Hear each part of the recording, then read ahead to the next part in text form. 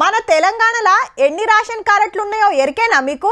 89,96,000. ఇక ఫాయిదా అవుతున్నోళ్ళు 2,81,70,000 మందికి ఒక్కొక్కలకు 6 కిలోల బియ్యం ఫ్రీగా ఇస్తున్నారు. ఆపు నీ సోది, కొత్త కార్డులు ఎప్పుడు ఇస్తారో చెప్పకుండా అన్నున్నాయి ఇన్నున్నాయి అంటే మాకేమొస్తుంది అంటురులే.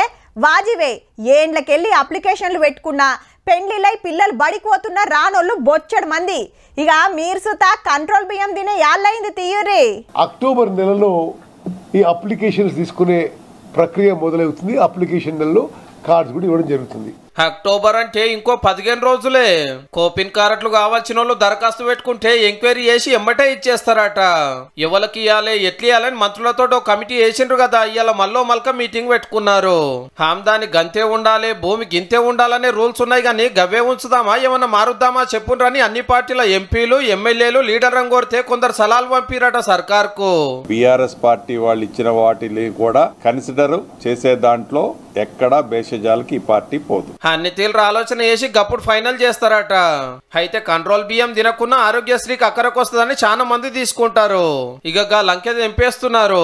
హెల్త్ కార్డు వేరు, సివిల్ సప్లైకి కార్డు వేరు అనేది 2 స్మార్ట్ కార్డ్స్ ని దొడ్డు బియ్యం ఇస్తుండే వరకు చాలా మంది ముక్కిరుస్తున్నారు గవ్వెట్లా తింటామని.